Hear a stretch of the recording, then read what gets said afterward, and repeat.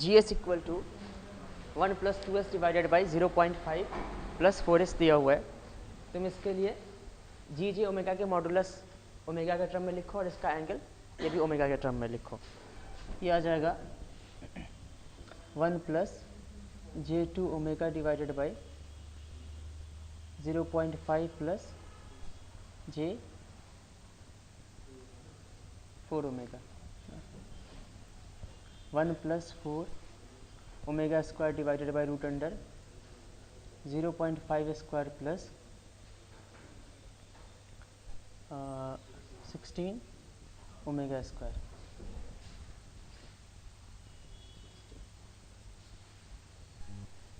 और इसका एंगल आ जाएगा tan inverse 2 omega minus tan inverse 8 omega.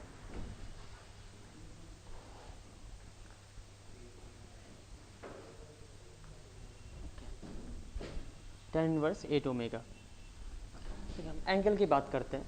ठीक है, ये टोटल जो एंगल है इसको हम कहेंगे ये इसका फेज है ना। अगर कोई ट्रांसफर फंक्शन है T S into G S से मल्टीप्लाई कर दोगे, ये टोटल ट्रांसफर फंक्शन आ रहा है। मान लो वाई एस इक्वल टू, तुम angle of Y J omega क्या लिखोगे तुम? Angle of Y J omega equal to angle of T J omega plus angle of G J omega ना। ये मान लो ओरिजिनल ट्रांसफर फंक्शन है और ये हमने बाद में इसमें मल्टीप्लाई किया है ना। इसका एंगल अगर पॉजिटिव होगा, इसका एंगल अगर पॉजिटिव होगा तो टोटल वाई एस का एंगल क्या आ जाएगा? टी एस से ज़्यादा आएगा, तो इस केस में हम इसको लीड कंपेंसेटर कहेंगे। ठीक है, इसका एंगल अगर बढ़ जाएगा तो लीड कंपेंसेटर, इसका एंगल अगर नेगेटिव होगा तो यहाँ पे नेगेटिव क्वांटिटी ऐड होगी ना। तो इस केस में इसका फेज एंगल क्या हो जाएगा? कम हो जाएगा, इसको हम लैग कंपेंसेटर कहेंगे। तो ये लीड कंपेंसेटर या लैग कंपेंसेटर होगा, वो इस बात पे डिपेंड करेगा कि इसकी वैल्यू ग्रेटर देन 0 आ रही है या लेस देन 0 आ रही है।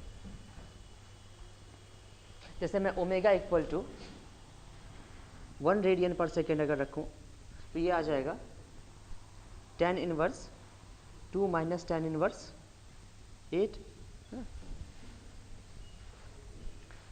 ये एंगल नेगेटिव आ जाएगा, tan inverse 8 is greater than tan inverse 2।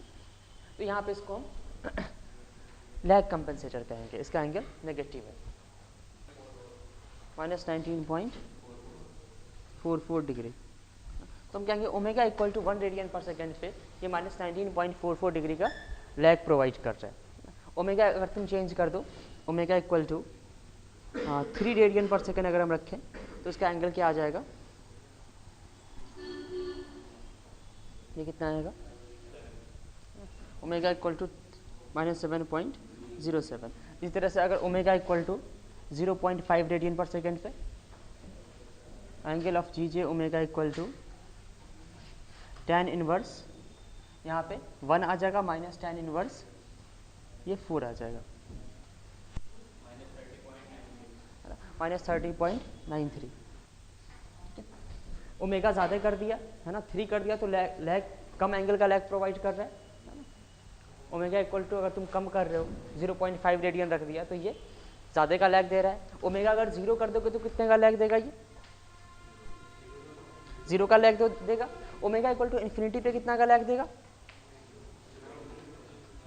Omega infinity कर दोगे तो इसका भी एंगल 90 हो जाएगा, इसका भी एंगल 90 हो जाएगा है ना। तो ओमेगा इक्वल टू 0 और ओमेगा इक्वल टू इन्फिनिटी है ना, बहुत लो फ्रीक्वेंसी पे भी और बहुत हाई फ्रीक्वेंसी पे भी इसका लैग कितना दे रहा है? कोई लैग मतलब एज अ लैग कंपनसेटर काम नहीं कर रहा है। तो बीच में कोई इंटरमीडिएट फ्रीक्वेंसी होगी जहाँ पे इसका लैग मैक्सिमम होगा है ना। तो वो फ्रीक्वेंसी पता लगाओ, इस केस के लिए पता लगाओ जिसके लिए ये मैक्सिमम लैग देगा। इस क्वांटिटी को आपको मैक्सिमाइज करना है। इसको तुम लिखोगे tan inverse 2 omega minus 8 omega divided by 1 + 2 omega into 8 omega. या फिर तुम इसको ऐसे भी लिख सकते हो minus of tan inverse 8 omega minus 2 omega कर दो डिवाइडेड बाई 16 ओमेगा स्क्वायर। यह आ जाएगा minus of tan inverse 6 omega divided by 1 plus 16 omega square. अब ये क्वांटिटी पॉजिटिव है, ये क्वांटिटी पॉजिटिव में जब मैक्सिमम होगी ये एंगल मैक्सिमम होगा, तो आप इसको 6 omega divided by 1 plus 16 omega square को मैक्सिमाइज कर दो। तो इसको मैक्सिमाइज करने के लिए इसको डिफ्रेंशिएट करना होगा। एफ ओमेगा इक्वल टू हम 6 omega divided by 1 plus 16 omega square ले रहे हैं। इसको मैक्सिमाइज करना है तो हम लिखेंगे 1 plus 16 omega square into 6 minus 6 omega into इसको डिफ्रेंशिएट कर दोगे तो ये 32 ओमेगा इक्वल टू 0। 6 हटा दो यहाँ से, 6 की कोई ज़रूरत नहीं है। 1 plus 16 omega square minus 32 omega square equal to 0। तो ओमेगा इक्वल टू यहाँ से 1/4 रेडियन आ जाएगा।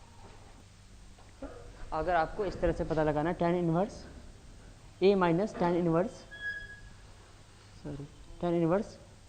B की वैल्यू को मैक्सिमाइज करनी है, तो ये वैल्यू मैक्सिमम तभी होगी when A into B equal to 1। tan inverse A minus tan inverse B की वैल्यू मैक्सिमम तभी होगी जब A into B equal to 1 होगा। तो यहाँ पे ऐसे भी कर सकते हो कि अगर इसको मैक्सिमाइज करना है तो A into B equal to 1 करने के लिए 2 omega into 8 omega equal to 1 आना चाहिए, तो ओमेगा इक्वल टू 1/4 रेडियन आ जाए। 1 plus ST1 divided by 1 plus ST2। ठीक है, ये लैग कंपनसेटर कब होगा, T1 और T2 की वैल्यू क्या होनी चाहिए, या T1 T2 पे किस तरह की कंडीशन आएगी ताकि ये एक लैग कंपनसेटर की तरह बिहेव करे।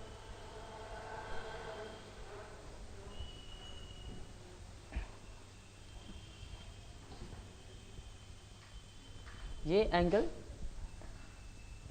ऊपर क्या आ जाएगा, angle tan inverse omega T1 by 1 minus tan inverse omega T2 by 1। अब लैग कंपनसेटर के लिए ओवरऑल नेगेटिव होना चाहिए, है ना, तो ये एंगल ज़्यादा आना चाहिए, डिनोमिनेटर दोनों का सेम है तो ये वैल्यू ज़्यादा होनी चाहिए। तो तुम लिखोगे omega T2 must be greater than omega T1, है ना, तो T2 must be greater than T1।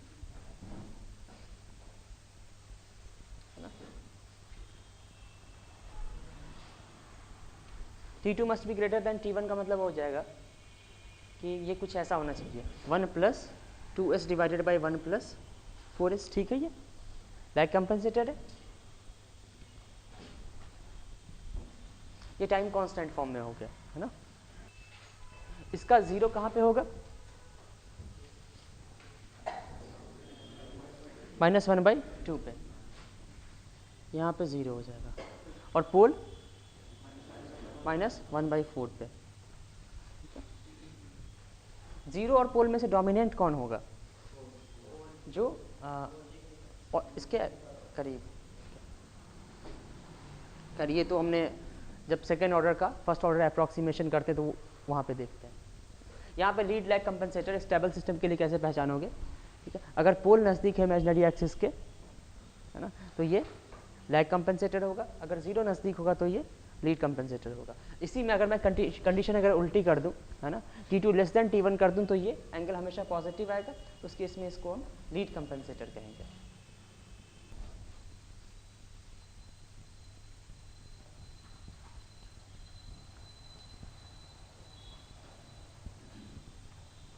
ये क्या होगा, लीड कंपनसेटर होगा या लैग कंपनसेटर होगा,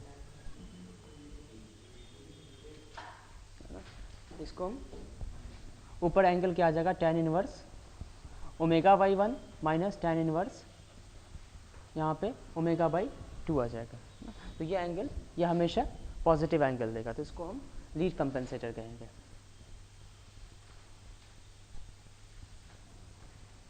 है ना। ओमेगा इक्वल टू 0 पे एंगल कितना आ जाएगा, 0, है ना। ओमेगा इक्वल टू इन्फिनिटी पे एंगल ऑफ लीड कितना आ जाएगा, ये भी 0, है ना। किसी इंटरमीडिएट फ्रीक्वेंसी पे मैक्सिमम लीड मिलेगा, ठीक है, वो इंटरमीडिएट फ्रीक्वेंसी क्या होगी, omega into omega by 2 must be equal to 1, omega equal to √2, ठीक है। ये आ जाएगा tan इनवर्स, ये फ्रीक्वेंसी आ गया, इस फ्रीक्वेंसी पे मैक्सिमम लीड मिलेगा, और मैक्सिमम लीड की वैल्यू क्या हो जाएगी ओमेगा इक्वल टू √2 पुट कर दो माइनस tan इनवर्स 1/√2।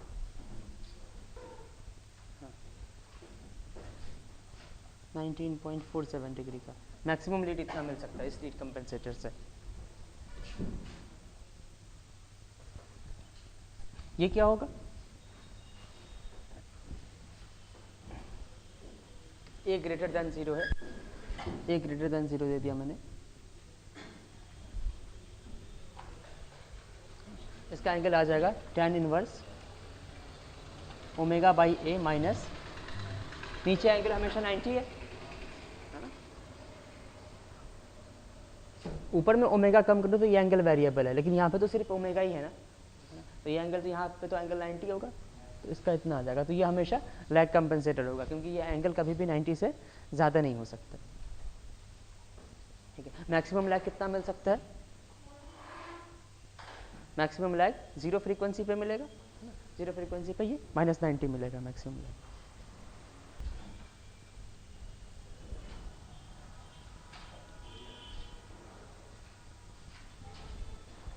ये क्या होगा, यहाँ पे 1 माइनस j2 ओमेगा होगा, तो इसको तुम एक्सिस पे चेक करोगे, इमेजिनरी पार्ट नेगेटिव आएगा है ना, इमेजिनरी पार्ट नेगेटिव और रियल पार्ट पॉजिटिव, ये कुछ इस तरह से आएगा है ना। ये पॉइंट तुम इस तरह से इंडिकेट करोगे, ये हाइट कितनी है, ये हाइट 2 ओमेगा है और ये लेंथ 1 है। नीचे का अगर पता लगाना है तो इसको हम लिखेंगे 4 ओमेगा, तो रियल पार्ट इसका भी 1 है और इमेजिनरी पार्ट -4 ओमेगा है, मतलब इसकी हाइट इसकी हाइट से डबल होगी।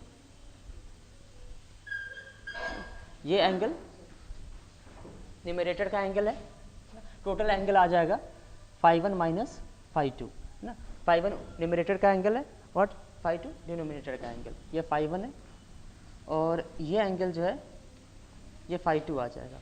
तो φ1 माइनस φ2 क्या आएगा, पॉजिटिव या नेगेटिव,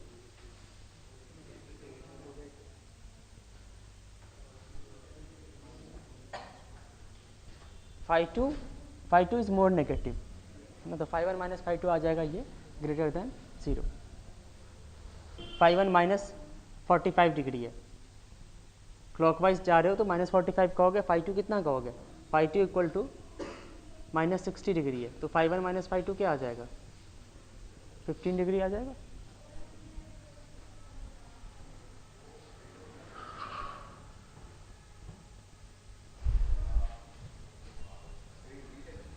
हाँ हाँ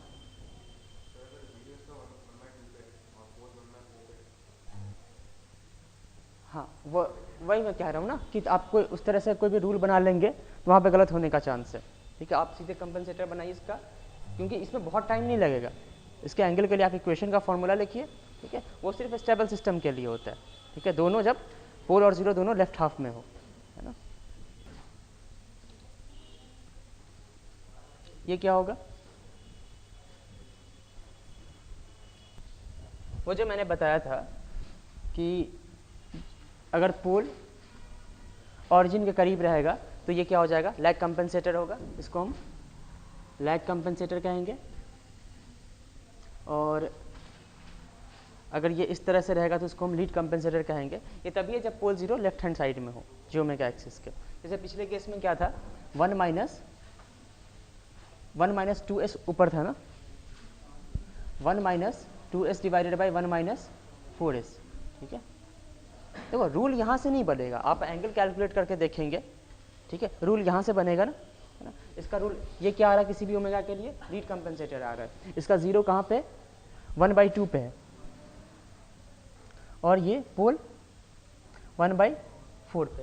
ठीक है, ये क्या है, लीड कंपनसेटर है। यहाँ पे पोल जी ओमेगा एक्सिस के करीब है, लेकिन फिर भी ये लीड कंपनसेटर है। ठीक है, तो वो रूल वहीं पे ख़त्म हो गया। ये स्टेबल सिस्टम है, तो स्टेबल सिस्टम होने के बाद अगर पोल जी ओमेगा एक्सिस से करीब है तब ये लैग कंपनसेटर होगा। तो मैं आपको यही कहूँगा कि आप ये सब कोई रूल याद मत कीजिए, सिंपल सा ट्रांसफर फंक्शन होगा, उसके एंगल के लिए एक्सप्रेशन लिखो। अगर नेगेटिव में नहीं समझ में आ रहा तो पॉइंट इंडिकेट कर लो, जैसे इस केस में करेंगे। नेगेटिव में हम लिखेंगे, इसका एंगल आ जाएगा tan inverse omega divided by -2 है ना, minus tan inverse omega divided by -4। ठीक है, दोनों का इमेजिनरी पार्ट ओमेगा होगा।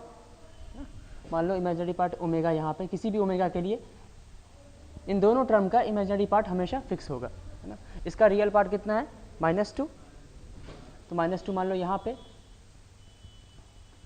तो ये टर्म जो है ये इस वेक्टर को रिप्रेजेंट कर रहा है, ये आ जाएगा 5 1, है ना। और इसका रियल पार्ट क्या है -4 है, तो -4 ओमेगा सेम है, -4 को तुम यहाँ पे इंडिकेट कर दो, ये पॉइंट आ जाएगा, ये 5 1 होगा ना, और यहाँ से लेकर के ये 5 2 हो जाएगा। ठीक है, दोनों पॉइंट आ गए। अब 5 1 - 5 2 देख लो, ये क्या आ जाएगा, नेगेटिव है, ये लेस देन 0 है, तो ये लैग कंपेंसेटर हो जाएगा।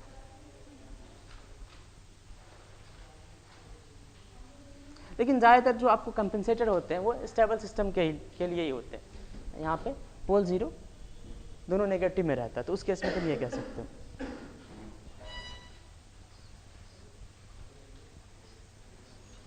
ठीक है, ये लीड कंपेंसेटर कब होगा, जब A लेस देन B हो। ठीक है, पोल 0 फॉर्म में।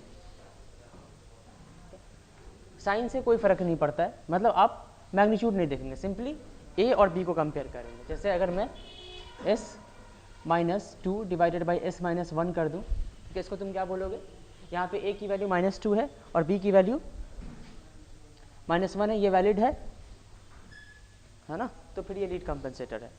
तुम इसका प्लॉट करके भी देख लो, ये लीड कंपेंसेटर आ जाएगा। तो अगर A लेस देन B है, ये लीड कंपेंसेटर होगा।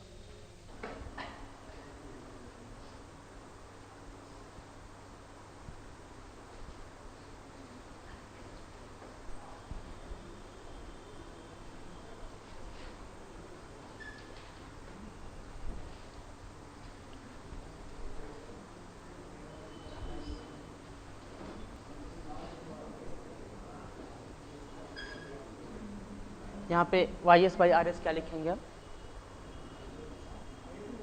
अगर ये नेगेटिव फीडबैक सिस्टम है, यूनिटी फीडबैक सिस्टम नेगेटिव है, GS डिवाइडेड बाई 1 + GS आ जाएगा। अगर ये ओपन लूप सिस्टम होगा, इसको हम ऐसे लिखेंगे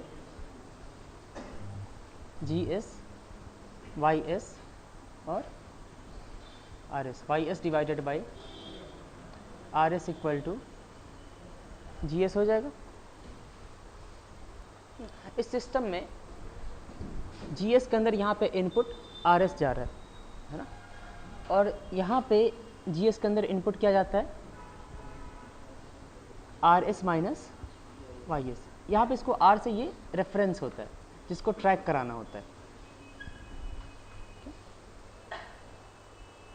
एक रेफरेंस वैल्यू होती है जो आप किसी सिस्टम से आउटपुट सपोज 2 चाह रहे हैं, है ना, ये कुछ भी हो सकता है, वेलोसिटी हो, मोटर की स्पीड हो सकती है, या फिर एक डिस्टेंस वेक्टर भी हो सकता है। तो आप जो भी स्पीड चाह रहे होंगे वो रेफरेंस स्पीड यहाँ डाल देंगे।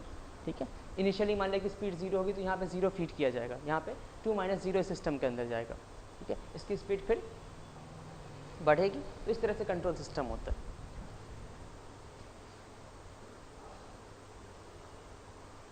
तो यहाँ पे ये जाएगा, इसको हम ES लिखते हैं, ये एरर का लाप्लास है। अगर आप एरर को सीधे सिस्टम के अंदर फीड कर देंगे, तो इसको हम कहेंगे यहाँ पे कोई कंट्रोलर नहीं, कोई हम एक्स्ट्रा कंट्रोल यूज़ नहीं कर रहे हैं, कोई एक्सटर्नल कंट्रोलर नहीं यूज़ कर रहे हैं। आप एरर को सीधे भी सिस्टम में फीड कर सकते हैं, या एरर को मॉडिफाई करके भी फीड कर सकते हैं। जैसे अगर आप 50% ऑफ एरर को भेजना चाह रहे हैं, है ना, तो सिस्टम थोड़ा स्लो होगा। ठीक है, यहाँ पर तुम क्या करोगे, 1/2 से मल्टीप्लाई कर दोगे, तो यहाँ पे हम कहेंगे 50% ऑफ एरर को दे रहा है। अगर आप किसी कांस्टेंट से मल्टीप्लाई करेंगे तो इसको हम प्रोपोर्शनल कंट्रोलर कहेंगे। प्रोपोर्शनल कंट्रोलर, और ये 1/2 क्या है, गेन ऑफ प्रोपोर्शनल कंट्रोलर। यहाँ पे गेन ऑफ कंट्रोलर क्या आ जाएगा, GS इक्वल टू 1/2।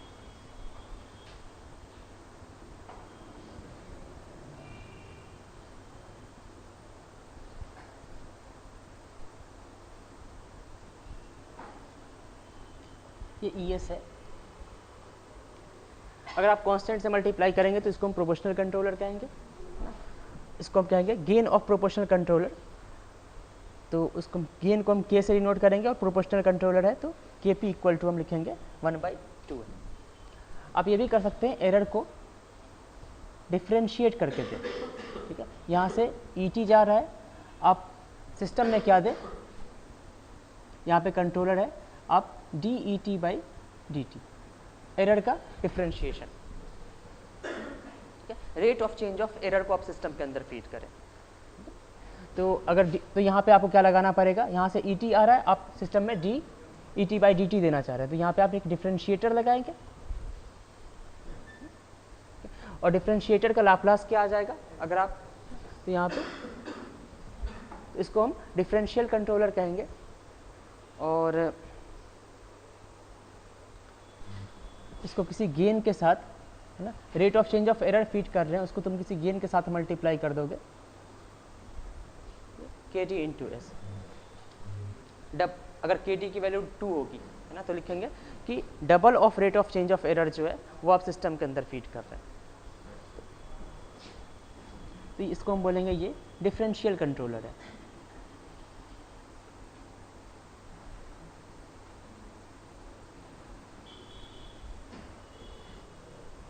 और के डी हो जाएगा क्या, गेन ऑफ डिफरेंशियल कंट्रोलर।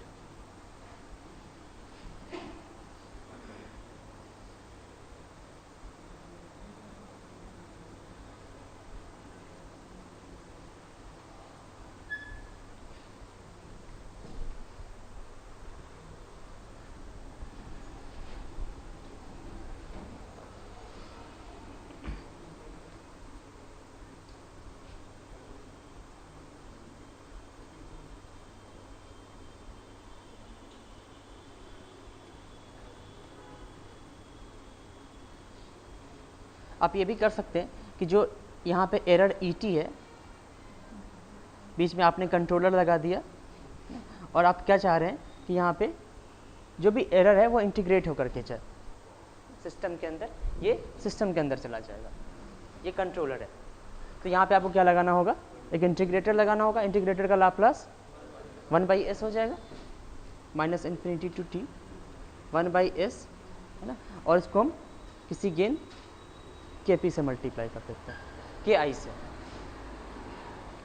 के आई को हम बोलेंगे गेन ऑफ इंटीग्रल कंट्रोलर, और ये जो कंट्रोल सिस्टम है इसको हम बोलेंगे इंटीग्रल कंट्रोलर है ये।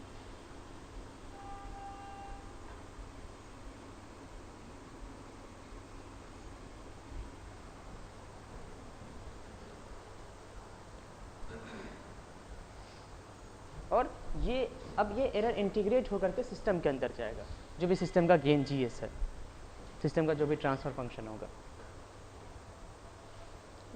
तो प्रोपोर्शनल कंट्रोलर के लिए के पी आ जाएगा, डिफरेंशियल कंट्रोलर के लिए के D into S, integral controller के लिए के आई बाई एस।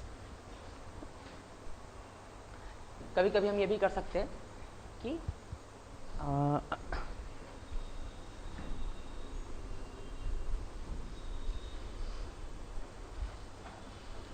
ये जो भी एरर आ रहा है इसे हम Kp के साथ भी सेंड करें और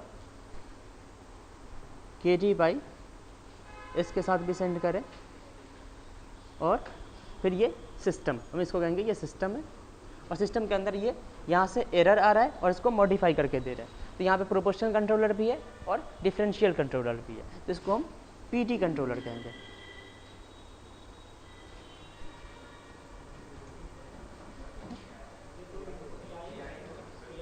हाँ, ये बाई एस है तो इसको हम पीआई कंट्रोलर कहेंगे।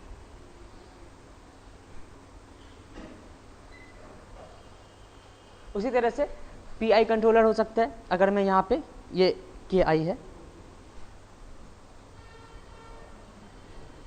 अगर मैं यहाँ पे इसको ऐसे भी ये कर दूँ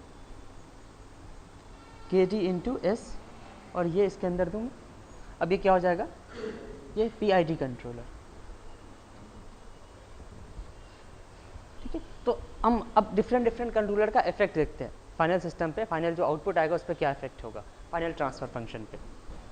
जैसे हमने एक सिस्टम लिया था शुरू में, फर्स्ट ऑर्डर सिस्टम लेते हैं।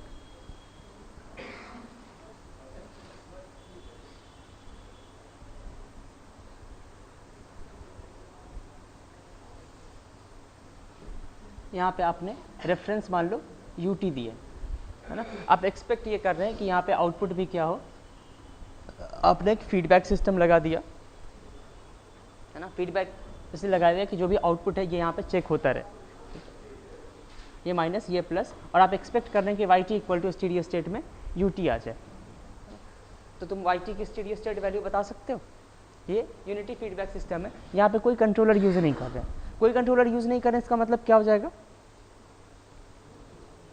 के पी इक्वल टू क्या होगा, के पी इक्वल टू 1 होगा, के टी इक्वल टू 0 और के आई इक्वल टू भी 0। इसका आउटपुट क्या आएगा स्टेडी स्टेट में, 1 आ जाएगा। इसका close loop transfer function 1/s+2 divided by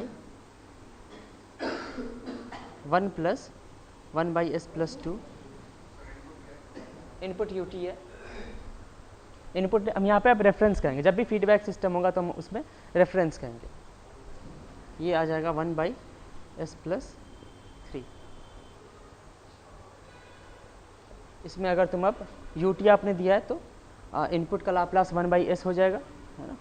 इस सिस्टम को हम ऐसे भी रिप्रेजेंट कर सकते हैं।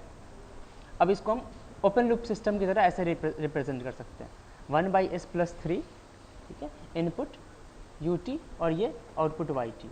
यहाँ पे लिखेंगे हम Y S equal to 1/s into 1/s+3।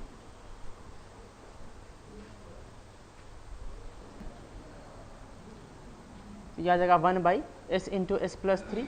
अगर आपको वाई टी की स्टेडी स्टेट वैल्यू पता लगानी है तो इससे मल्टीप्लाई करो, है ना, और s टेंस टू 0 पुट कर दो। Y T at t tends to infinity equal to s Y S, है ना, s टेंस टू 0, है ना। ये 1/s+3, s टेंस टू 0 करोगे तो ये 1/3 आ जाएगा। यहाँ पे एरर आ रहा है ना।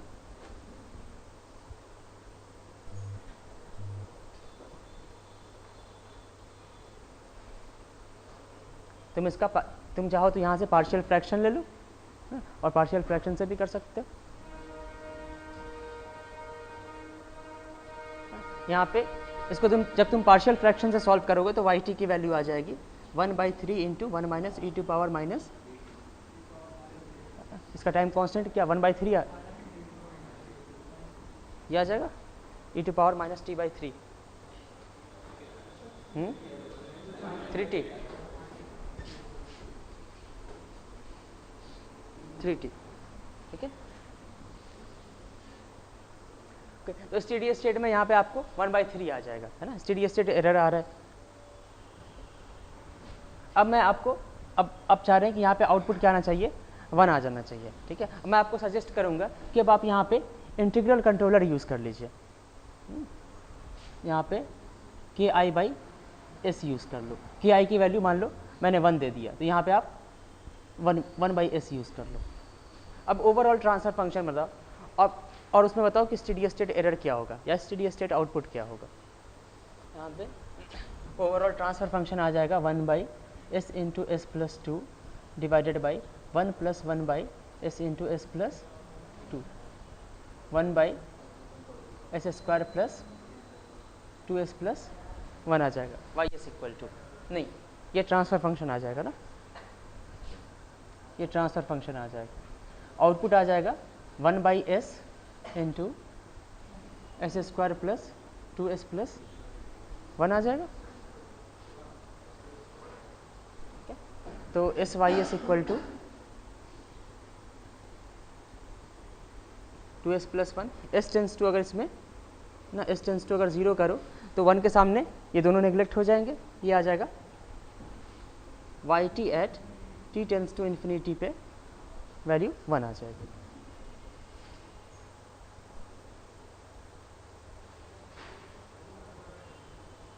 तो यहाँ पे कोई स्टेडी स्टेट एरर नहीं है।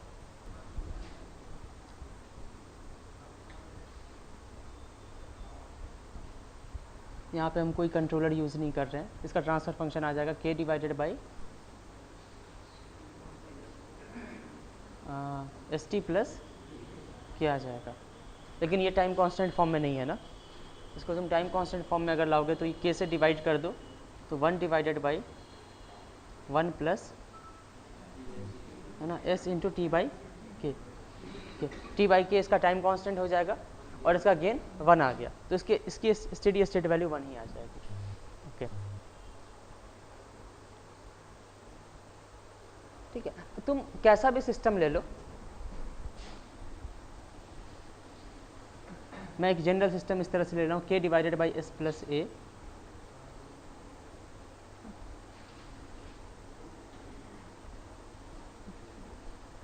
यहाँ पे आप कोई कंट्रोलर यूज़ नहीं कर रहे हैं, तो ज़रूरी नहीं कि आउटपुट जो होगा वो इनपुट को ट्रैक करेगा, है ना। लेकिन अगर आप यहाँ पे एक इंटीग्रल कंट्रोलर यूज़ कर लीजिए, यहाँ पे अगर आप इंटीग्रल कंट्रोलर यूज़ कर लीजिए तो उसकी स्टेडी स्टेट एरर क्या आ जाएगी, उसकी स्टेडी स्टेट वैल्यू 1 आ जाएगी। तो इंटीग्रल कंट्रोलर की प्रॉपर्टी है ये स्टेडी स्टेट एरर को 0 कर देता है। अब एक सिस्टम लेते हैं, फिर से वही सिस्टम लेते हैं, 1 डिवाइडेड बाई एस प्लस 2 लिया था ना, ये यूनिटी फीडबैक सिस्टम ले लिया विदाउट एनी कंट्रोलर, इसका ओवरऑल ट्रांसफर फंक्शन आ जाएगा एस प्लस 3, है ना। स्टेडी स्टेट एरर हम कहेंगे, स्टेडी स्टेट वैल्यू 1/3 आ रही थी, स्टेडी स्टेट एरर क्या आ जाएगा 2/3, है ना।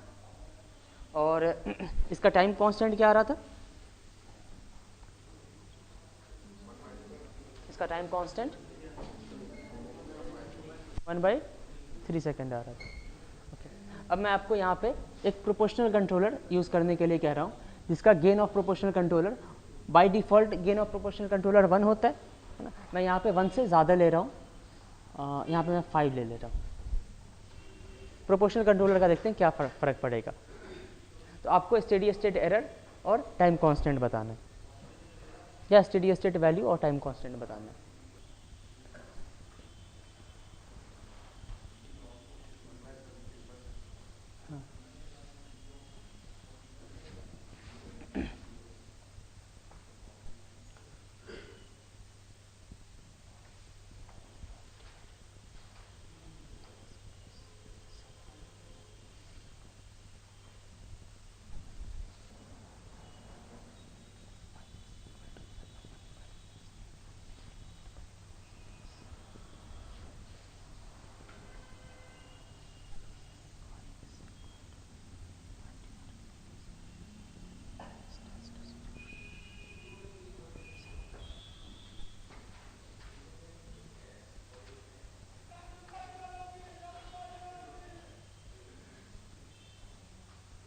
ओके, तो यहाँ पे स्टेडी स्टेट एरर आ जाएगा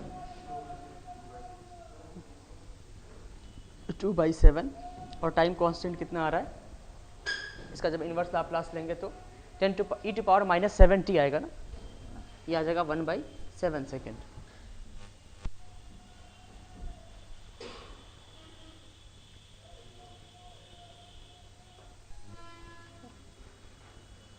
तो यहाँ पे स्टेडी स्टेट एरर कम हो गया, ओके, और टाइम कांस्टेंट क्या हो गया, टाइम कांस्टेंट भी कम हो गया, मतलब सिस्टम का रिस्पांस फास्ट हो गया, है ना। तो proportional controller speed of system के लिए जाना जाता है। अगर केपी की वैल्यू 1 से ज़्यादा है तो सिस्टम की स्पीड क्या होगी, वो बढ़ जाएगी। फर्स्ट ऑर्डर सिस्टम में ओवरशूट की प्रॉब्लम नहीं होती है। फर्स्ट ऑर्डर सिस्टम जिसे भी जो भी स्टेडी स्टेट वैल्यू होती है उसको इस रेट से ट्रैक करता है ना, या फिर इस रेट से ट्रैक करेगा। लेकिन सेकेंड ऑर्डर सिस्टम क्या होता है, under damped second order system में ऑसिलेशंस भी होते हैं। तो यहाँ पे फर्स्ट ऑर्डर सिस्टम में कोई ऑसिलेशन नहीं होता है, तो प्रोपोर्शनल कंट्रोलर का हम ऑसिलेशन पे इफेक्ट फर्स्ट ऑर्डर सिस्टम में नहीं देखेंगे। जब हम सेकेंड ऑर्डर सिस्टम पढ़ेंगे तो वहाँ पे प्रोपोर्शनल कंट्रोलर का इफेक्ट ओवरशूट पे भी देखेंगे। अभी बस हम स्पीड ऑफ सिस्टम देख रहे हैं। प्रोपोर्शनल कंट्रोलर यूज़ करेंगे तो सिस्टम की स्पीड बढ़ जाएगी। ओके, तो हम differential controller first order system में नहीं देखते हैं, सेकेंड ऑर्डर सिस्टम में सब कुछ देखेंगे एक ही साथ।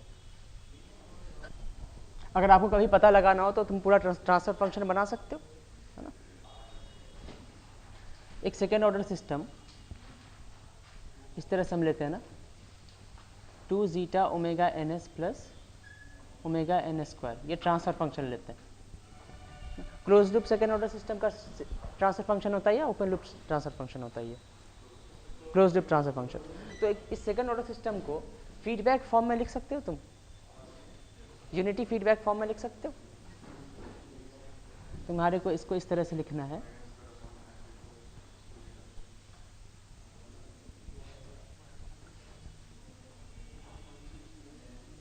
वाई एस आर एस, ये यूनिटी फीडबैक है, पॉजिटिव नेगेटिव। यहाँ पे क्या होगा, हम इसको इस तरह से लिखेंगे ना, जी एस डिवाइडेड, अगर ये जी एस है, मान लेते हैं जी एस है, तो G S divided by 1 plus G S equal to close loop transfer function. यहाँ से जी एस के लिए हम सॉल्व कर लेंगे, तो ये आ जाएगा omega N square s square plus 2 zeta omega N s, है ना, ये आ जाएगा।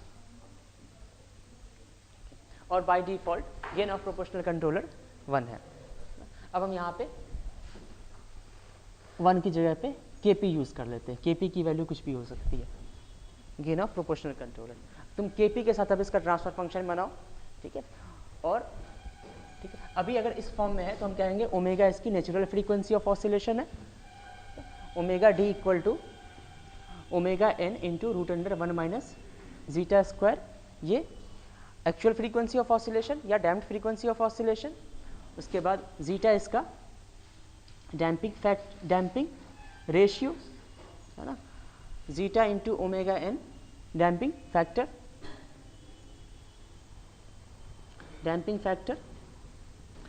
और क्या क्या होगा, राइज टाइम क्या होता है, pi minus five divided by omega D rise time, फिर pi by omega D peak time, first peak यहीं पे अकर करता है, peak overshoot equal to e to power minus pi zeta divided by zeta square. Maximum gain के लिए frequency क्या होती है, omega for G max under root 2 zeta square into omega n. इतनी सारी वैल्यूज हमारे पास पहले से है इस सिस्टम के लिए। अब हम इसमें Kp मिला रहे हैं और सब पे इफेक्ट देखेंगे। ये आ जाएगा ट्रांसफर फंक्शन,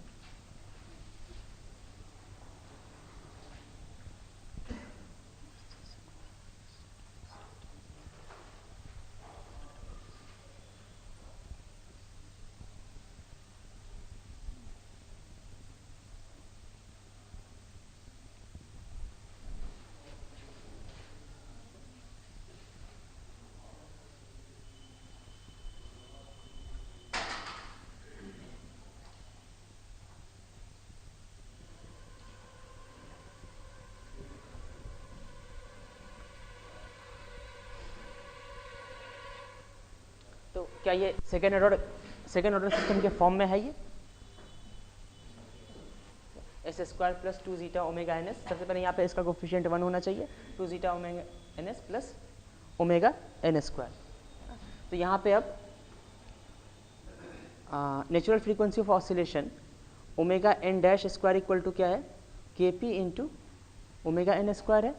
तो new natural frequency of oscillation omega N dash equal to कितना होगा, omega N root K P. अब अगर गेन का proportional controller gain of proportional controller K P 1 से ज़्यादा है, तो अब जो न्यू नेचुरल फ्रीक्वेंसी आ रही है वो पहले से ज़्यादा आएगी। जीटा पे क्या फ़र्क पड़ेगा, तुम इसको ऐसे लिखोगे ना सेकेंड ऑर्डर फॉर्म में, ओमेगा एन डैश स्क्वायर के omega N dash square plus s square plus 2 zeta dash, है ना, omega N dash S plus omega N dash square, है ना। अब कंपेयर करोगे, है ना, तो omega N dash square equal to इतना आ गया, ठीक है। Omega N dash square equal to इतना है तो के की वैल्यू कितनी आ जाएगी 1, के की वैल्यू 1 आ गई। फिर तुम यहाँ पे लिखोगे, अब यहाँ से कंपेयर करो तो zeta omega N equal to zeta dash omega N dash है, तो जीटा डैश इक्वल टू आ जाएगा zeta into omega N divided by omega N dash, और omega N divided by omega N dash क्या आ जाएगा 1 बाई रूट के पी, तो zeta dash equal to zeta into 1 by root K P.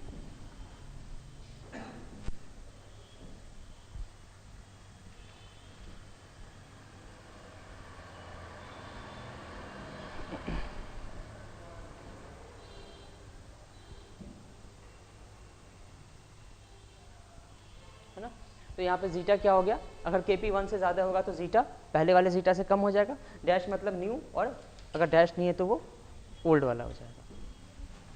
Zeta अगर कम हो रहा है तो यहाँ पे ऑसिलेशंस क्या होंगे, जीटा अगर कम हो रहा है तो पीक ओवर शूट ज़्यादा हो जाएगा, डैम्पिंग रेशियो अगर कम होगा तो। यहाँ से तुम फार्मूला से भी चेक कर सकते हो, अगर जीटा की वैल्यू कम हो रही है, जीटा की वैल्यू अगर कम होगी तो इसका नेगेटिव में पावर क्या होगा, कम होगा। ई का पावर अगर नेगेटिव में कम होगा तो ओवरऑल वैल्यू ज़्यादा आएगी।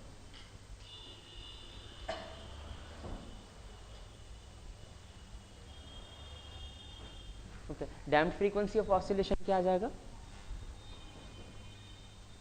जीटा कम हुआ है और ओमेगा एन डैश, अब इसका अब new damped frequency of oscillation यहाँ से नहीं करेंगे ना, हम ऐसे फार्मूला लिखेंगे, damped frequency of oscillation dash new modification के बाद omega N dash root under 1 minus zeta dash square, ये without modification damped frequency of oscillation है, और ये after modification damped frequency of oscillation. अब इन दोनों में कंपेयर करो, ओमेगा एन डैश की वैल्यू ज़्यादा है ना, और इन दोनों टर्म में किसकी वैल्यू ज़्यादा होगी, जीटा की वैल्यू यहाँ पे कम है ना, तो अभी भी यही वैल्यू ज़्यादा है, दोनों का मल्टीप्लिकेशन भी इस केस में ज़्यादा आ जाएगा। तो डैम्प्ड फ्रीक्वेंसी ऑफ ऑसिलेशन ज़्यादा आ गया, मतलब सिस्टम का स्पीड यहाँ पे क्या होगा, अगर फ्रीक्वेंसी ज़्यादा है तो सिस्टम की स्पीड भी ज़्यादा हो जाएगी। तो मेन इफेक्ट इसका सिस्टम की स्पीड पे पड़ता है। सेकेंड ऑर्डर सिस्टम में ये सिस्टम की स्पीड बढ़ा देगा, और लेकिन उसके साथ साथ पीक ओवरशूट भी ज़्यादा आएगा। आप सिस्टम की स्पीड हमेशा ज़्यादा रखना चाहेंगे, जो भी इसका रिस्पॉन्स है वो फास्ट हो, लेकिन ओवरशूट को आप कम रखना चाहेंगे, कम करना चाहेंगे। तो प्रोपोर्शनल कंट्रोलर में ओवरशूट, ज़्यादा ओवरशूट होने से इंस्टेबिलिटी का खतरा होता है, प्रैक्टिकली इंस्टेबिलिटी का खतरा होता है। तो अब इसकी इंस्टेबिलिटी को कम करने के लिए फिर यहाँ पे हम डिफरेंशियल कंट्रोलर यूज़ करते हैं। यहाँ पे मैं के की जगह पे डिफरेंशियल कंट्रोलर KTS यूज़ कर रहा हूँ। अब ट्रांसफ़र फंक्शन आएगा KTS omega N square divided by S square plus 2 zeta omega N s divided by 1 plus KTS omega N square divided by S square plus 2 zeta omega N s. KTS omega N square divided by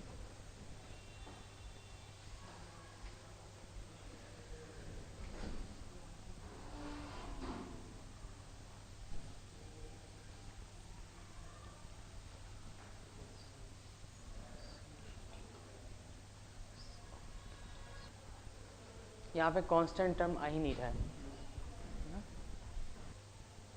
तो यहाँ पे तो बहुत अच्छा है, यहाँ पे तुम s कॉमन ले लो और फिर इसका तुम पार्शियल फ्रैक्शन कर दो, है ना। इसका तुम पार्शियल फ्रैक्शन कर दोगे तो ये कुछ इस तरह का आएगा। देखो KD ओमेगा एन स्क्वायर ये सब कांस्टेंट होंगे, ये आ जाएगा AS डिवाइडेड बाई यहाँ पे एस स्क्वायर प्लस ये दोनों इसका टर्म बना देंगे, है ना, BS, ये आ जाएगा AS divided by S into S plus B। अच्छा SS कैंसिल भी हो जाएगा। ओके, तो हम एक सिस्टम को सेकेंड ऑर्डर सिस्टम ही रहने देते हैं, सेकेंड ऑर्डर सिस्टम में हमारे को चेक करना है। तो हम यहाँ पे एक कांस्टेंट टर्म अपने से ले लेते हैं, एक ओरिजिनल सेकेंड ऑर्डर सिस्टम। और इसको एग्जाम्पल के थ्रू कर लेते हैं।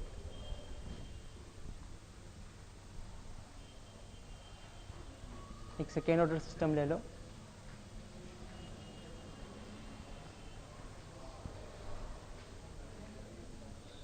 Omega N square divided by S square plus 2 zeta omega N S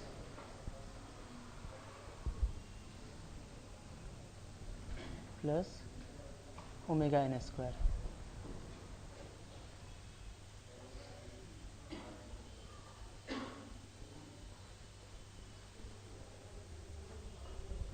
यहाँ पे हम KDS यूज़ कर रहे हैं।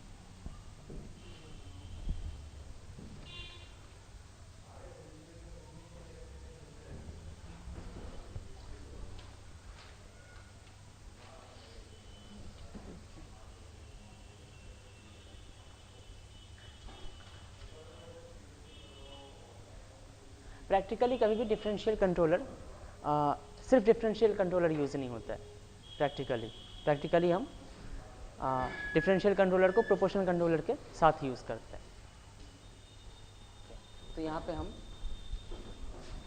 प्रोपोर्शनल कंट्रोलर के साथ कर लेते हैं इसको।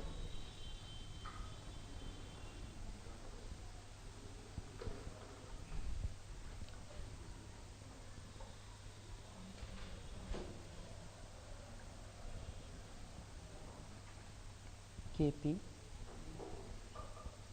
KDS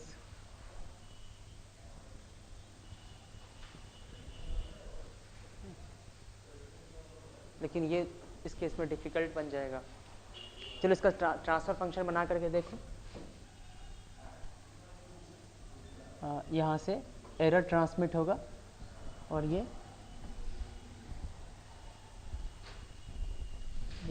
रेफरेंस और ये YS नेगेटिव फीडबैक।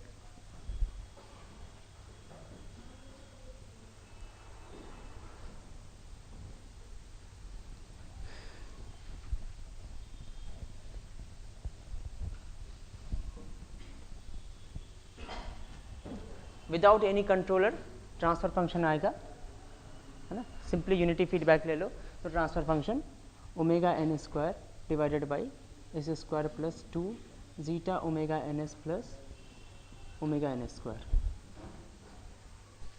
अब इसके साथ अगर हम ले लेंगे तो ये आ जाएगा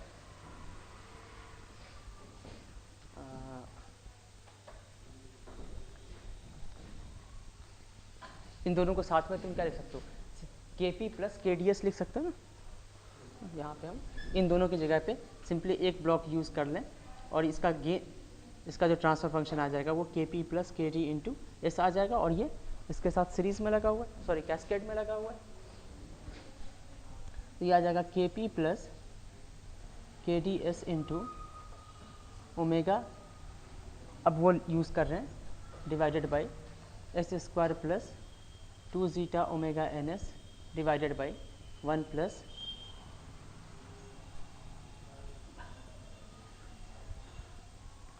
S square plus 2 zeta omega N S.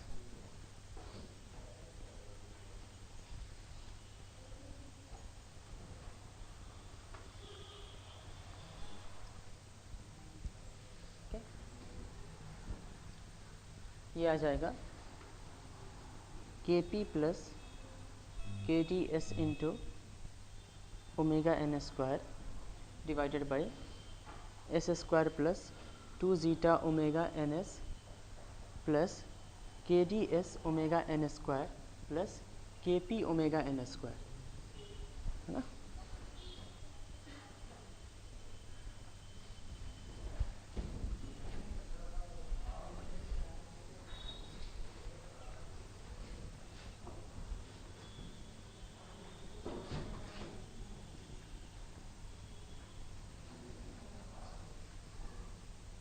ऊपर में क्या आ रहा है इससे ज़्यादा फर्क नहीं पड़ता है। मैंने बताया था कि जो कैरेक्टरिस्टिक इक्वेशन होता है ये सिस्टम की प्रॉपर्टी को डिस्क्राइब करता है। तो एस स्क्वायर प्लस एस का टर्म यहाँ पे ये भी है और ये डिफरेंशियल कंट्रोलर की वजह से एक और एक्स्ट्रा एस का टर्म आ गया है। 2 zeta omega N plus KD omega N square into S आ जाएगा plus K P omega N square. अब इसके कैरेक्टरिस्टिक इक्वेशन से इसको कंपेयर करो। इसका जो कैरेक्टरिस्टिक इक्वेशन हम इसको इस तरह से लिखेंगे, S square plus 2 zeta dash omega N dash S plus omega N dash square.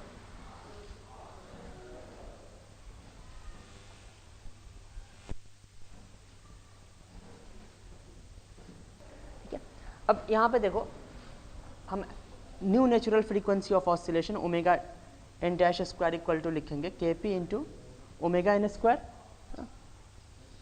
तो new natural frequency of oscillation आ जाएगा omega N root K P. ये वही आ रहा है जैसे कि हम सिर्फ प्रोपोर्शनल कंट्रोलर यूज कर रहे हो।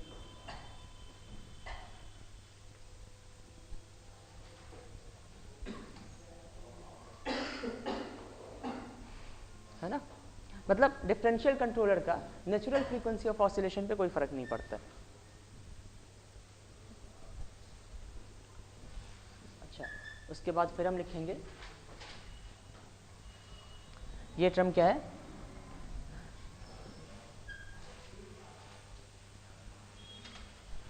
इसको इससे कंपेयर कर लो तो यहाँ से जीटा डैश आ जाएगा 2 zeta dash omega N dash equal to 2 zeta omega N plus K D omega N dash square. Omega N square, ये ओमेगा एन है, तो जीटा डैश इक्वल टू आ जाएगा zeta omega N divided by omega N dash plus K P omega N square divided by 2 omega N dash. हमारे को पहले zeta से compare करना है ना, तो इसको हम इस तरह से लिखते हैं zeta dash equal to zeta, ये क्या आ जाएगा 1 by root K P plus K P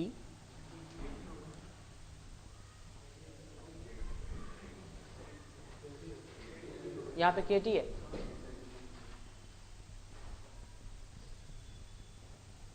के D omega N square divided by 2 omega N dash equal to omega N root K P. यहाँ से एक ओमेगा एन कैंसिल हो जाएगा, तो जीटा डैश इक्वल टू हम लिखेंगे zeta by root K P plus zeta dash equal to K D divided by 2 root K P है ना इंटू ओमेगा एन। ठीक है, ये तो के डी अगर 0 होता तो zeta dash equal to zeta divided by K P आ जाता है ना। तो यहाँ से हमने देखा था कि gain of proportional controller zeta को कम करता है, ऑसिलेशन बढ़ते हैं, लेकिन अब के डी की वजह से क्या आएगा, ये एक्स्ट्रा टर्म आ रहा है ना।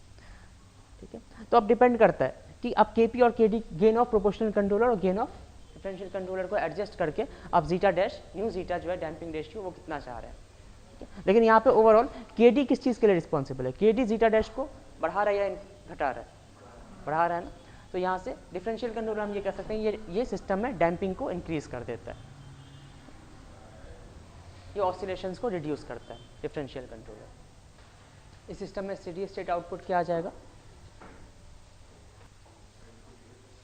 इनपुट यूटी ले लो, तो यहाँ पे 1 बाई एस से मल्टीप्लाई होगा, फिर एस वाई एस, तो एस कैंसिल हो जाएगा, फिर एस टेंस टू 0 पुट करोगे तो ये omega N square by K P omega N square आ जाएगा, है ना, 1 आ जाएगा। अच्छा, के पी 1 है, यहाँ पे अगर मैं 2 यूज़ कर लूँ अभी आ जाएगा 1,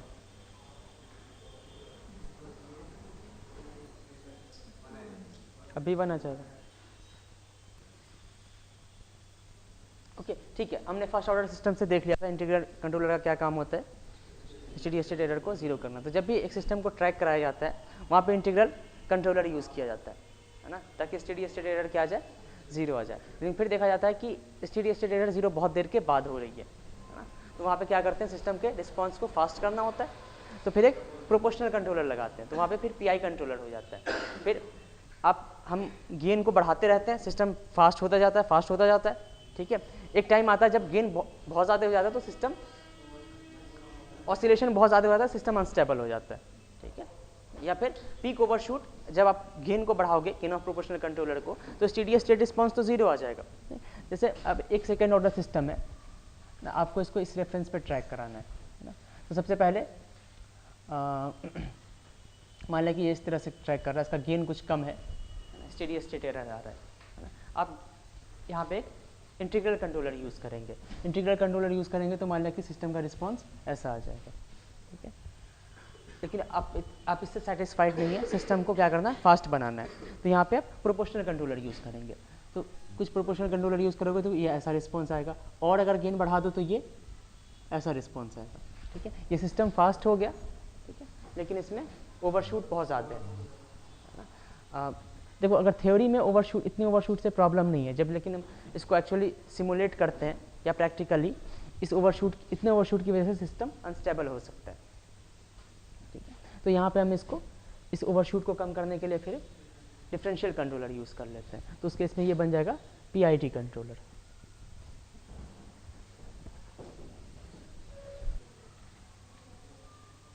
सेकेंड ऑर्डर सिस्टम में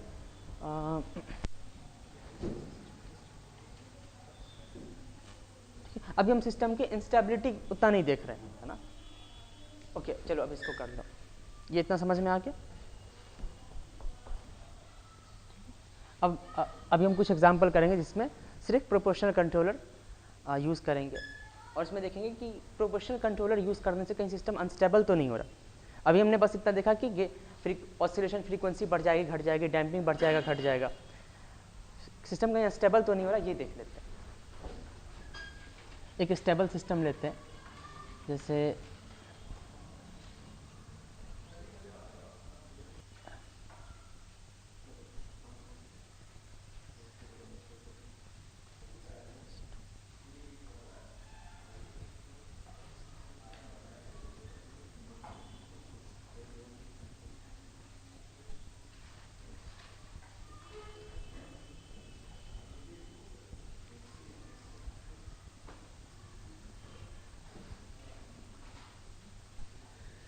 एक सिस्टम है जिसका ओपन लूप ट्रांसफर फंक्शन इतना दिया हुआ है, केपी के साथ क्लोज लूप ट्रांसफर फंक्शन क्या आ जाएगा इसका,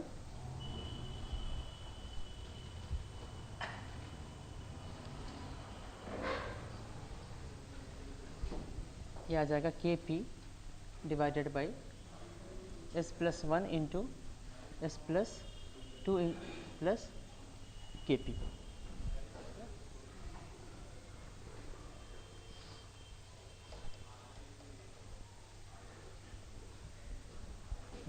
इसका कैरेक्टरिस्टिक इक्वेशन आ जाएगा S² plus 3S plus 2 plus KP ना।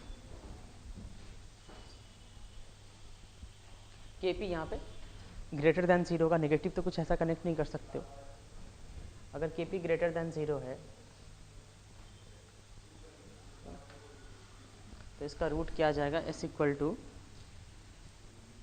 Minus B plus minus B² minus 4AC, 9 minus 4 2 plus KP divided by 2 minus 3 plus minus root under ये 1 आ जाएगा, 1 माइनस 4 KP डिवाइडेड बाई 2।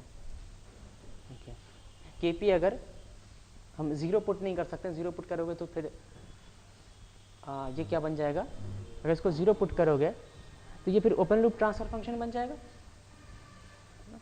अगर KP यहाँ पे 0 है तो बस इतना ट्रांसफर फंक्शन बचेगा।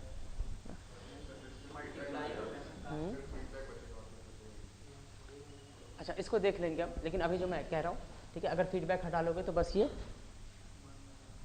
इतना बचेगा, है ना। KP इक्वल टू तुम यहाँ पे 0 पुट करो, KP 0 पुट करने का मतलब ये क्या आ जाएगा, यहाँ से इसको हटा लेना, ठीक है, डिस्कनेक्ट कर देना। KP 0 पुट करोगे तो दोनों रूट कौन कौन से आएंगे,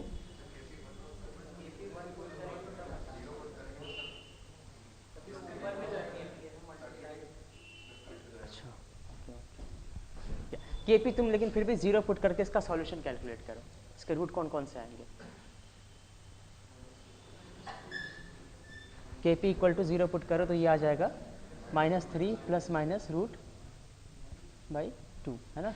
ये आ जाएगा -3 प्लस 1/2 कॉमा -3 माइनस 1/2, ये आ जाएगा -1 और -2, ठीक है। तो Kp इक्वल टू 0 पे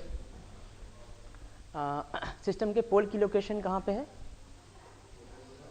1 और -1 और -2 पे। तो ये जो सिस्टम आ रहा है बस इसकी जो भी पोल की लोकेशन आ जाएगी Kp इक्वल टू 0 के लिए ओवरऑल सिस्टम की पोल की लोकेशन यहाँ पे आ जाएगी, ठीक है। मतलब ओपन लूप ट्रांसफर फंक्शन का जो भी पोल का लोकेशन आ जाएगा वो Kp इक्वल टू 0 के लिए भी ओवरऑल सिस्टम के ट्रांसफर फंक्शन का कैरेक्टरिस्टिक इक्वेशन का रूट हो जाएगा। अब अगर तुम Kp की वैल्यू 0 से लेकर के इंक्रीज करना शुरू करो, Kp की वैल्यू तुम 0 से इंक्रीज करना शुरू करोगे तो यहाँ से तुम्हारे को साफ साफ दिख रहा होगा कि जो सिस्टम के पोल की लोकेशन है वो Kp पे डिपेंड कर रहा है ना, जो गेन है उस पर ये डिपेंड कर रहा है पोल की लोकेशन। तो हम एक काम करते हैं, सिस्टम के पोल को प्लॉट करते हैं। यहाँ पे सिस्टम का हम, अगर मैं इसको इस प्लेन को सीधे इस प्लेन लिख दूँ तो हमने ये कई बार कर रखा, मुझे ये लिखने की ज़रूरत नहीं ना कि ये real part of s plane और ये imaginary part of s plane होगा, ये लिखने की कोई ज़रूरत नहीं है ना। Kp इक्वल टू अगर 0 है ना, ये एक्सिस रियल पार्ट है और ये इमेजिनरी एक्सिस है, इसमें कहीं पे Kp आपको दिखेगा नहीं। Kp इक्वल टू 0 के लिए पोल की लोकेशन क्या है, -1 और -2, -1 और -2। अब अगर तुम Kp बढ़ाओगे, है ना, जैसे Kp इक्वल टू अगर 1/4 कर दो तो पोल की लोकेशन क्या होगी, -3/2 एंड -3/2, ठीक है। दोनों पोल की लोकेशन -3/2 -3/2 है। तो Kp को तुम Kp की सारी वैल्यू यूज़ करो 0 से लेकर के इन्फिनिटी तक Kp को मूव कराओ, है ना। इस दोनों इस वो Kp पे डिपेंडेंट है ना, और जितने भी पोल्स आए Kp के डिफरेंट वैल्यू के लिए उसको इस प्लेन में प्लॉट करो, गेन को वैरी करा करके, ठीक है। तो ये जो प्लॉट आएगा इसको हम बोलते हैं रूट लोकस। ये लोकस ऑफ रूट आ जाता है for different value of K।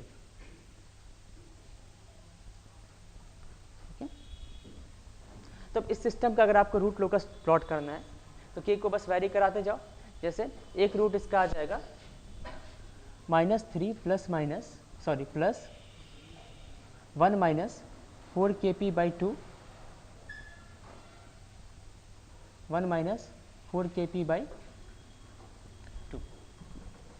जब Kp 0 है ना, तो पोल की लोकेशन आ गई। Kp अगर थोड़ा इंक्रीज करोगे, है ना, ये -1 वाला है ना, अगर Kp को थोड़ा 0 से थोड़ा सा बढ़ा दो तो ये किधर को मूव करेगा, इसकी वैल्यू इंक्रीज होगी या डिक्रीज होगी, रियल ही रहेगी या इमेजिनरी हो जाएगी। हाँ, Kp की वैल्यू थोड़ा सा बढ़ा करके देखो, जैसे तुम Kp की वैल्यू 0.01 पुट कर दो तो ये 1 माइनस 0.04 हो जाएगा, है ना। मतलब पॉजिटिव में वैल्यू क्या होगी, कम होगी ना, ठीक है। पॉजिटिव में वैल्यू कम होगी तो, लेकिन अभी इमेजिनरी नहीं हो रहा है तो रियल एक्सिस पे ही रहेगा। तो ये पोल जैसे तुम K को बढ़ने की टेंडेंसी होगी, इस पोल की इस साइड मूव करने की टेंडेंसी होगी,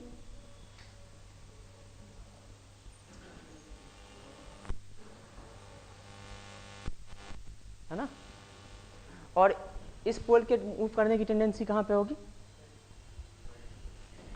अगर यहाँ पे तुम Kp को बढ़ाओगे तो ये क्वांटिटी डिक्रीज होगी, तो ओवरऑल क्वांटिटी, यहाँ पे दोनों क्वांटिटी ऐड हो रही थी ना, एक क्वांटिटी डिक्रीज हो जाएगी तो मैग्नीट्यूड कम हो जाएगा, तो इसकी टेंडेंसी यहाँ पे मूव करने की होगी। तो अब दोनों मूव करके एक ही पॉइंट पे कब आ जाएंगे, जब दोनों का मैग्नीट्यूड इक्वल हो जाए, दोनों पोल का मैग्नीट्यूड इक्वल कब होगा, जब ये पार्ट 0 हो जाए, तो वो K की 1/4 के लिए आएगा, है ना। तो K इक्वल टू 1/4 पे दोनों पोल की लोकेशन -3/2 पे होगी, है ना। और यहाँ पे K की वैल्यू क्या है, 1/4।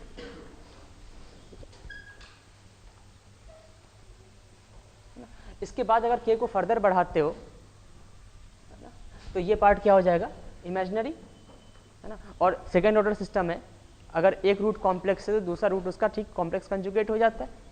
तो अब यहाँ से एक रूट,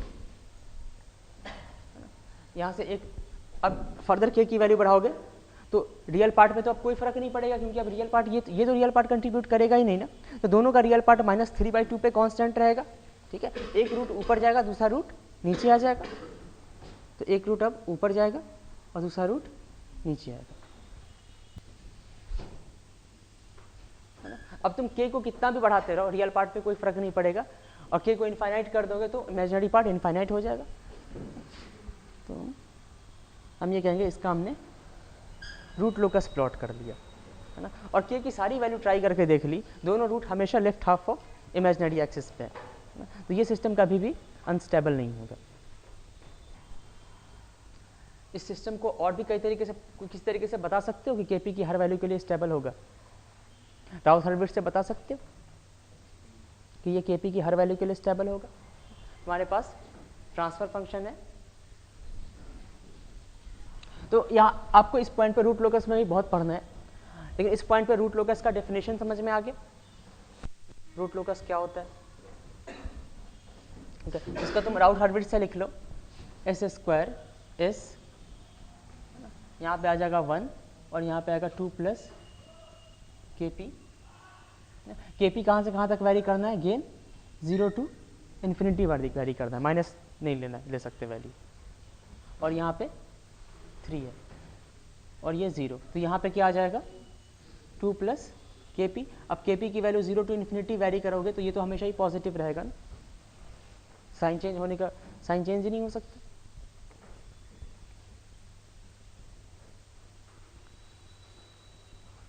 इसका तुम नाइक्विस्ट प्लॉट से प्रूव कर सकते हो कि ये हमेशा स्टेबल रहेगा। इसका ओपन लूप ट्रांसफर फंक्शन क्या आ जाएगा, kp divided by s+1 into s+2 हो जाएगा ना, GSHS, है ना। अगर आप यूनिटी फीडबैक ना ले, अब GSHS में तुम -1 का इसका तुम पोलर प्लॉट बना लो, और -1 का तुम देखोगे कि kp की कोई भी वैल्यू ले लो, -1 का इंसर्कलमेंट होगा ही नहीं। इसका पोलर प्लॉट आ जाएगा, शायद ये कुछ ऐसा आ जाता है पोलर प्लॉट,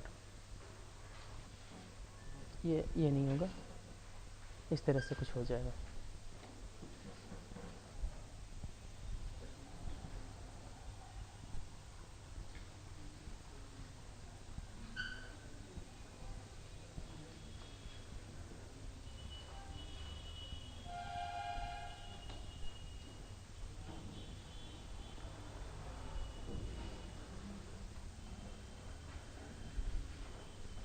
इसका रूट लोकस प्लॉट करो, इसका आ जाएगा, बस आपको कैरेक्टरिस्टिक इक्वेशन ही चाहिए ना, कैरेक्टरिस्टिक इक्वेशन आ जाएगा kp divided by s² + 2s + kp। तो kp की वैल्यू 0 के लिए पोल्स कहाँ पे आ जाएंगे, एक 0 पे आएगा और दूसरा -2 पे,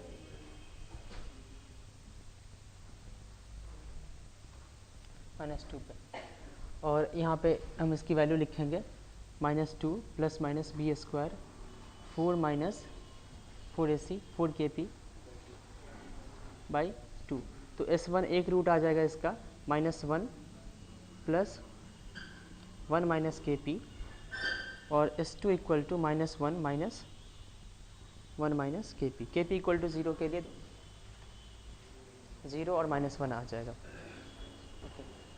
अब अगर तुम kp की वैल्यू इंक्रीज करोगे 0 से, है ना, 1 अगर तुम पुट कर दोगे तो दोनों -1 आ जाएगा, मतलब ये रूट इस तरह से बढ़ेगा और ये उसके बाद इमेजिनरी हो जाएंगे ना, और रियल पार्ट इसका -1 पे कांस्टेंट होगा और ये पार्ट इमेजिनरी हो जाएगा, तो ये इस तरह से बन जाएगा। ये भी ऑलवेज स्टेबल है, सिर्फ k इक्वल टू, अगर कोई kp इक्वल टू 0 पे, मतलब ओपन लूप सिस्टम क्या होगा, ये kp इक्वल टू 0 का मतलब बस ये ओपन लूप सिस्टम हो जाएगा, ये ओपन लूप सिस्टम ऑसिलेटरी होगा। अब अगर मैं यहाँ पे ये यूज़ करूँ, इसका रूट लोकस क्या आ जाएगा?